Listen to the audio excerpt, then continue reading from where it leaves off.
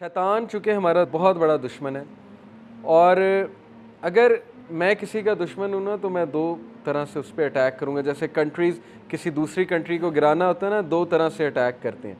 मार तो सकते नहीं, ज़ाहिर है, डायरेक्ट जंग तो कर नहीं सकते। एक विल पावर तोड़ते हैं, दूसरा उसकी सोर्सेज काटते हैं उस दूसरी कंट्री की, उसकी इकोनॉमिक सोर्स, उसकी पॉलिटिकल सोर्स, उसके सारे सहारे चेक करते हैं, एक एक को काटते हैं। शैतान आज हमारे साथ यही कह रहा है।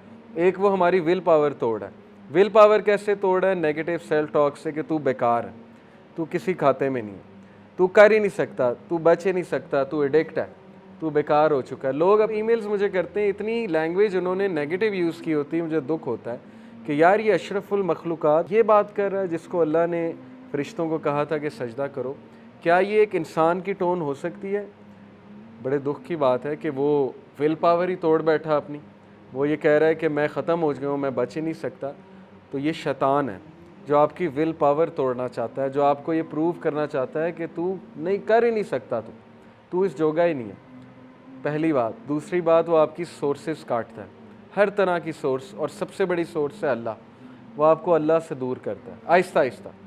पहले नमाज़ें छुड़वा के, फिर ये कि नमाज़ों के हवाले से दिल में एक तंगी सी बना के कि यार नमाज क्यों मैं पढ़ूँ, सुस्ती सी होती है नमाज़ पढ़ने के हवाले से, उठा नहीं जाता, नमाज़ पढ़ी नहीं जाती। फिर अल्लाह से जो एक आधी दुआ आप कर रहे थे हफ्ते में, वो भी जाती है, अल्लाह से ताल्लुक़ ही कोई नहीं। फिर जो कभी सोते हुए कभी अल्लाह से बात कर लेते थे, वो भी जाता है। आहिस्ता आहिस्ता आहिस्ता आहिस्ता अल्लाह निकलता जाता है लाइफ से, यानी हम खुद निकालते हैं अल्लाह सुब्हानहू व तआला के कॉन्सेप्ट को।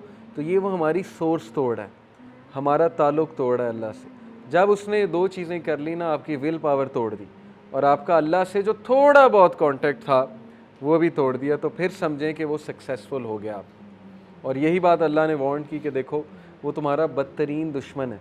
आज हमारी यूथ डीमोटिवेटेड क्यों है? क्योंकि उनको नाउमीदी है। उनको ये नाउमीदी है कि पता नहीं हमारे हालात चेंज होंगे कि नहीं होंगे, पता नहीं हमारी कौम कहाँ जा रही है।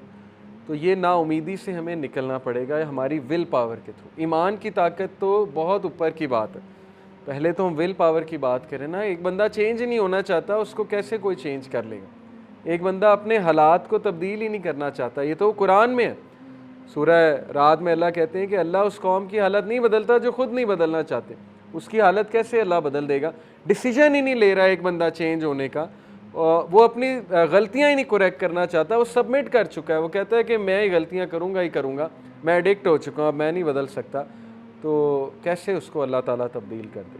ये सोचने की बात है। अपनी विल पावर पे काम करें, अपने आप से पॉजिटिव सेल्फ टॉक किया करें, अपने आप को थपकी दिया करें। ओके, जब आप कोई अच्छा काम करें अपने आप को अच्छा ट्रीट किया करें।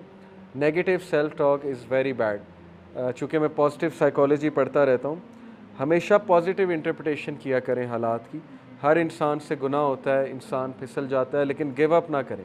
ये ना कहें कि बस अब मैं गुनाह ही करूँगा, मैं तो आदी हो चुका हूँ, गुनाह मेरी रूटीन बन चुकी है, अब मैं नहीं बदल सकता, मैं नहीं चेंज हो सकता।